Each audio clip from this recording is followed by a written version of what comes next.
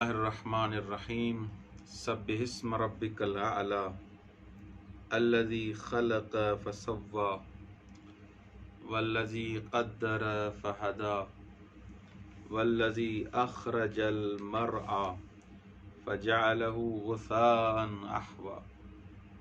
سورہ اعلیٰ کے بارے میں ہماری گفتگو چل رہی تھی، جس میں ہم نے بیان کیا کہ خداوند متعال نے اس سورہ میں ابتدائی حساب سے جو آیات نازل فرمائی ہیں وہ مکی ہیں اور اس کا آخری حصہ مدنی ہے، جیسے علامہ طباطبائی رحمۃ اللہ علیہ اور آیت اللہ جوادی عاملی اور دوسرے بزرگان کا یہی نظریہ ہے۔ تو یہ سورہ سبح اسم ربک الاعلی سے شروع ہو رہا ہے، اور اس سبح اسم ربک الاعلی کے لیے درواقع 4 برہان قائم کیے گئے ہیں کہ خدا کی تسبیح انسان کیوں کرے۔ ابتدا میں ہی 4 برہان اور 4 دلیلیں، دلیل اور برہان میں فرق ہے، اس کو میں یہاں بیان نہیں کرنا چاہتا، لیکن 4 برہانوں کی وجہ سے 4 ریزنز ہیں، 4 اسباب ہیں جن کی وجہ سے خدا کی ہم تسبیح کرتے ہیں، خدا کی تسبیح کرنی چاہیے۔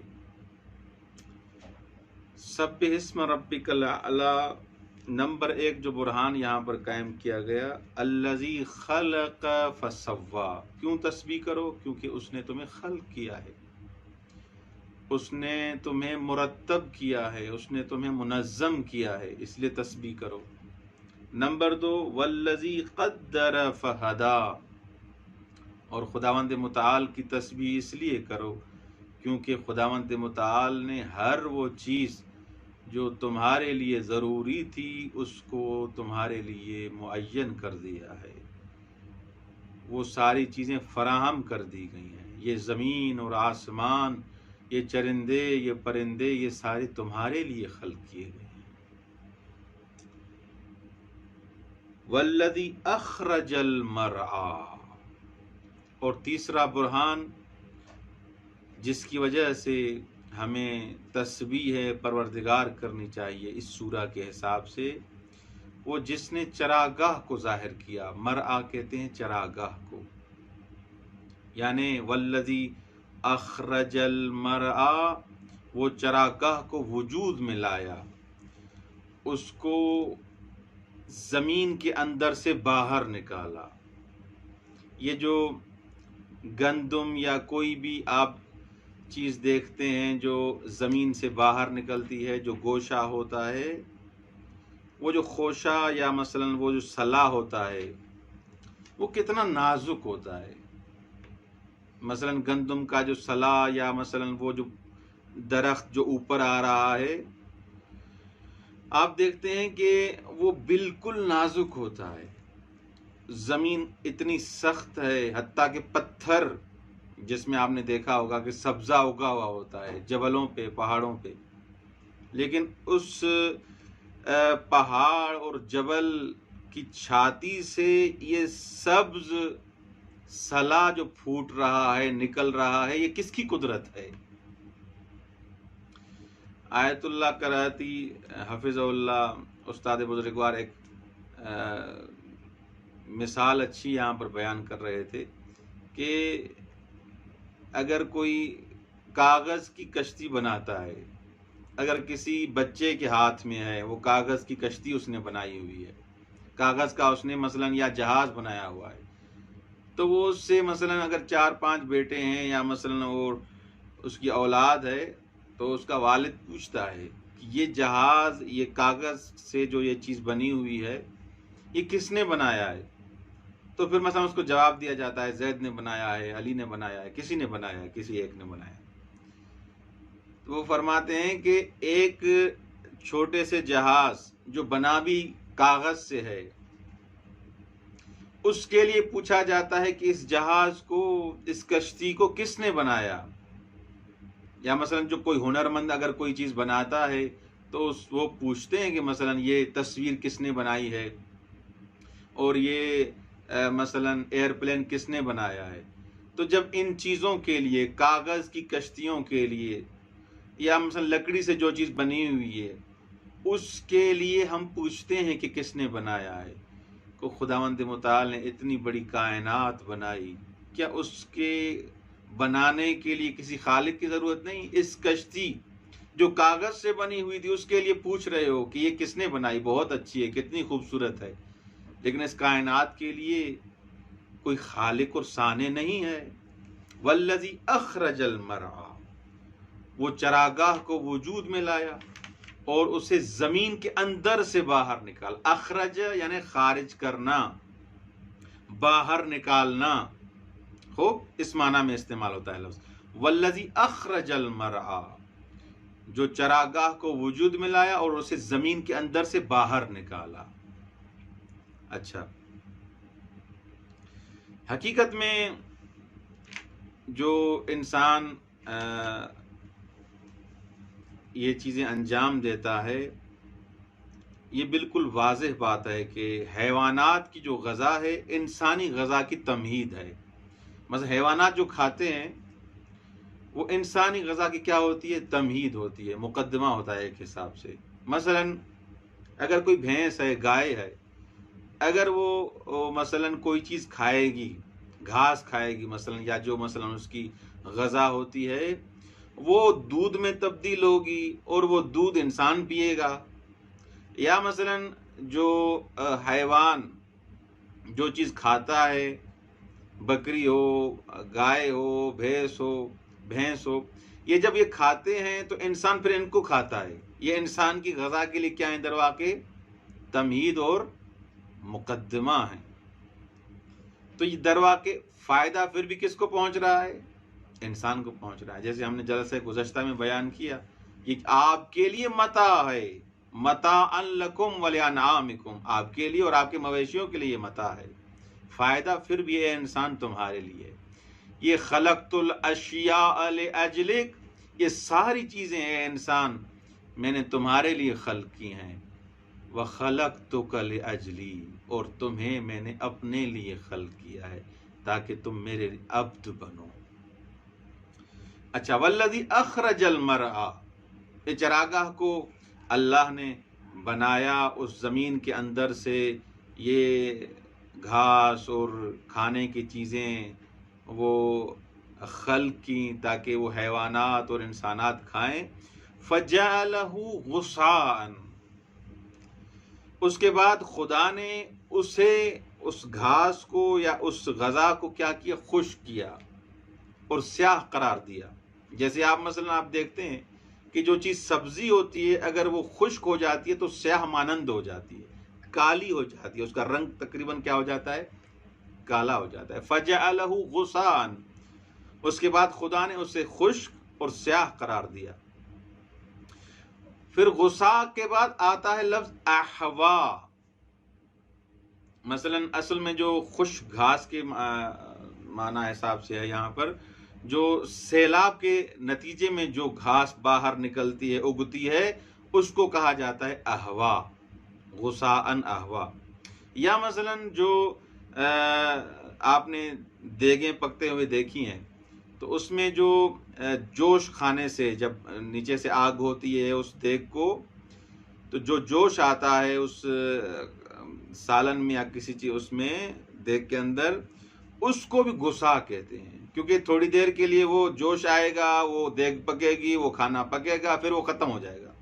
فجعلہ غثاء، ایک تو معنی یہ ہے کہ خشک گھاس، اور احوا کا مطلب ہے ایک خشک گھاس اور وہ جو جھاگ جو دیگ کے اندر جوش کھانے کے نتیجے میں ظاہر ہوتی ہے۔ اچھا، یہ کیا کہا جا رہا ہے؟ خشک گھاس، سبزی خشک بن گئی، یا وہ جھاگ جو دیگ میں آپ دیکھ رہے ہیں تھوڑی دیر کے لیے کیا ہو گئی؟ ختم ہو گئی، جھاگ نظر آئی لیکن ختم ہو گئی۔ اچھا، یہاں پر یہ آپ کے محضر میں عرض کروں کہ یہ آپ کو جو مثالیں میں دے رہا ہوں سمجھانے کے لیے، دیگ میں جھاگ اور خشک چیز مثلا خشک گھاس وہ بھی ختم ہو گئی، سبزی سے خشک بن گئی، یہ ساری چیزیں کیا ہیں؟ کنایا ہیں۔ کس کے لیے؟ حقیقت میں کنایا ہے کہ یہ چیزیں سب کیا ہو جائیں گی؟ ضائع ہو جائیں گی۔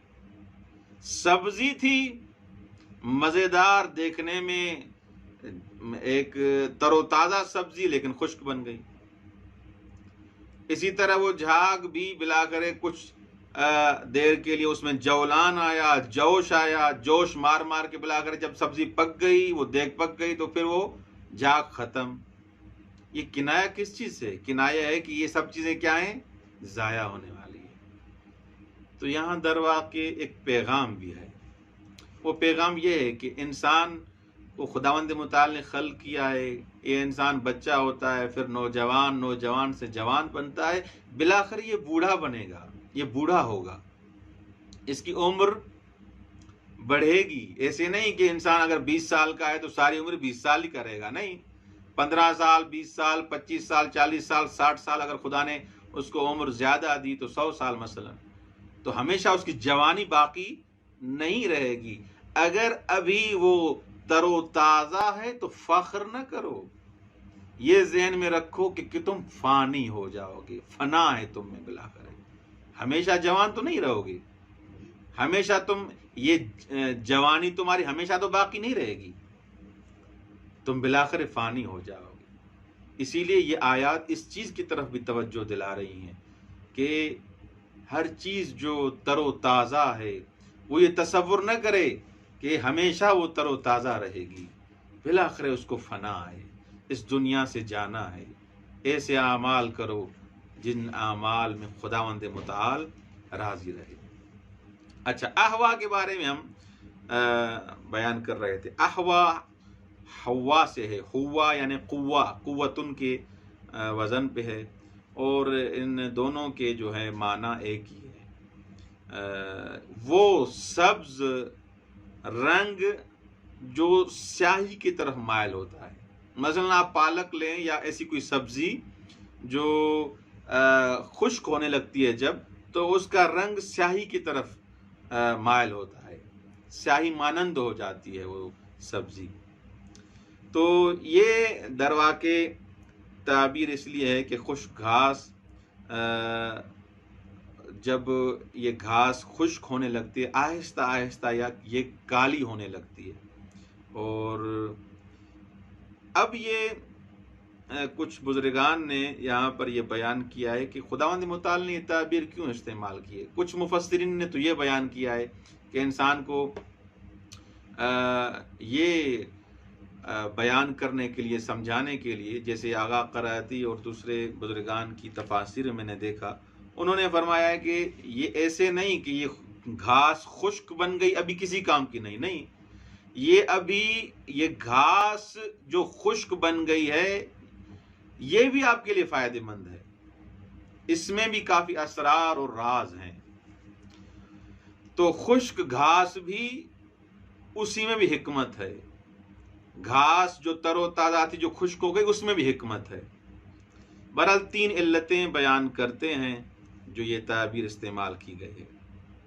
نمبر 1، جیسے میں نے بیان کیا، اب میں اپنے مطالب کو جمع کروں، یہ گھاس جو ہے کیفیت دنیا کو بیان کر رہی ہے. یہ در واقع انسانوں کے لیے عبرت ہے. یعنی وہ سبزہ جو فصل بہار میں تر و تازہ اور مسرت بخش تھا، چند دن گزرنے کے بعد کیا ہو گیا؟ خشک ہو کر سیاہ رنگ اس نے اختیار کر لیا، اس پر مردنی چھا گئی. اب ایسے ہے جیسے وہ ختم ہو گیا، اس کی پائیداری ختم ہو گئی. اب اس کا رنگ اور وہ چیزیں جو تر و تازہ اس حساب سے تھا وہ ختم ہو گیا. یہ در واقع انسان کے لیے اس میں کیا ہے؟ درس ہے کہ ہمیشہ تم تر و تازہ نہیں رہو گے. دوسرا نقطہ جس کی وجہ سے اس کو بیان کیا گیا وہ یہ ہے کہ خشک گھاس جب مثلا اوپر نیچے اگر اس کو رکھا جائے اور بوسیدہ ہو جائے تو ایک قسم کی یہ کھاد بن جاتی ہے. کھاد جو ہے بن جاتی ہے. اگر اس کو ایسے رکھا جائے مثلا تو یہ دوسری چیزوں کے لیے کیا ہو جاتی ہے؟ کھاد بن جاتی ہے.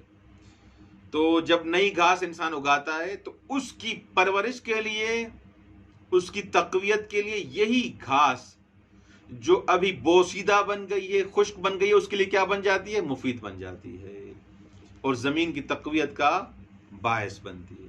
نمبر 3، تیسری علت والذی اخرج المرعى فجعلہ غثاء احوا کی تیسری علت یہ ہے کہ بعض مفسرین کے مطابق اس آیت میں گھاس اور درختوں سے پتھر کے کوئلوں کی تخلیق کی طرف اشارہ ہے. مثلا جیسے سائنسدان بھی کہتے ہیں کہ پتھر کا جو یہ کوئلہ ہے، جو آپ یہ مثلا کرۂ زمین کے بارے میں جب مطالعہ کریں گے تو یہ جو کارخانوں میں یہ کوئلہ جو استعمال کیا جاتا ہے اس کا بڑا فائدہ لیتی ہے پوری دنیا. یہ کوئلہ آتا کہاں سے؟ تو سائنسدان کچھ اس کے لیے یہ بیان کرتے ہیں کہ یہ کوئلہ درواقع درختوں کا باقی ماندہ حصہ تھا جو کئی ملین سال سے خشک ہو کر زمین میں دفن ہو گیا تھا. مثلا پہلے درخت تھے، پہلے گھاس تھی، اس تر و تازہ درخت تھے، اب یہ خشک ہو کر زمین کے اندر دب گئے، دفن ہو گئے. امتداد زمانہ کے ساتھ ساتھ یہ پتھر بن کر یہ سیاہ رنگ انہوں نے اپنایا، اب یہ باہر کوئلے کی صورت میں آئے ہیں. بعض ماہرین کا تو نظریہ یہ ہے کہ وہ چراگاہیں جو موجودہ زمانے میں پتھر کے کوئلے کی شکل اختیار کر کے نکل آئی ہیں تقریباً 2.5 ملین سال پہلے موجود تھیں. وہ پہلے چراگاہیں تھیں، اب کیا ہو گئیں؟ کوئلہ بن گئی ہیں. تو پہلے چراگاہیں تھیں، پھر وہ چراگاہیں خشک ہوئیں، زمین میں دفن ہوئیں، اب کیا ہے؟ اس سے کوئلہ بنا، کوئلہ نکلا. بہرحال اس کوئلے کے بارے میں اگر انسان تصور کرے کہ خداوند متعال نے اس کیا کہتے ہیں ان چراگاہوں کو، ان درختوں کو جو سبز اور تر و تازہ تھے، ان میں بھی کتنی حکمت رکھی ہے. وہ جب خشک ہوئے اور دوبارہ کیا بنے؟ کوئلہ بنے. اب کوئلہ بنے اس نظریے کو مانے. اگر اس نظریے کو مانے کہ مثلا کھاد بن رہی ہے نئے درختوں کے لیے اور نئی گھاس جو ہے اس کی تقویت کے لیے، بہرحال بلاخر ان سب چیزوں میں کیا ہے؟ فائدہ ہے. اور تیسرا جو نقطہ، جو اہم نقطہ ہے جو بار بار میں نے بیان کیا، وہ یہ ہے کہ انسان کی ان سب چیزوں میں کیا ہے؟ منفعت ہے، فائدہ ہے. اور خداوند متعال نے یہ جو بیان کیا ہے فَجَعَلَهُ غُثَاءً أَحْوَىٰ، یہ در واقع درس ہے کہ انسان ہمیشہ تر و تازہ جوان نہیں رہے گا. ہاں، انسان کی روح جو ہے وہ ہمیشہ تر و تازہ اور جوان رہ سکتی ہے تب جب انسان اس جسم کو خدا کی راہ میں فانی کر دے. یہ جسم ہمیشہ باقی اس انداز میں نہیں رہتا. انسان فخر نہیں کرے کہ مجھے میرے زور بازو میں اب اتنی طاقت ہے، میں یہ کر سکتا ہوں، میں وہ کر سکتا ہوں. یہ کل کر سکتے تھے، آج نہیں کر سکو گے. لہٰذا ان سب چیزوں میں درس ہے کہ ہمیشہ اپنے آپ، اپنی قدرت پر، اپنی جوانی پر فخر نہ کرو. فَجَعَلَهُ غُثَاءً أَحْوَىٰ، بلاخر یہ سب چیزیں ختم ہونے والی ہیں اور انسان کو خدا کی طرف پلٹنا چاہیے. والسلام علیکم ورحمۃ اللہ وبرکاتہ.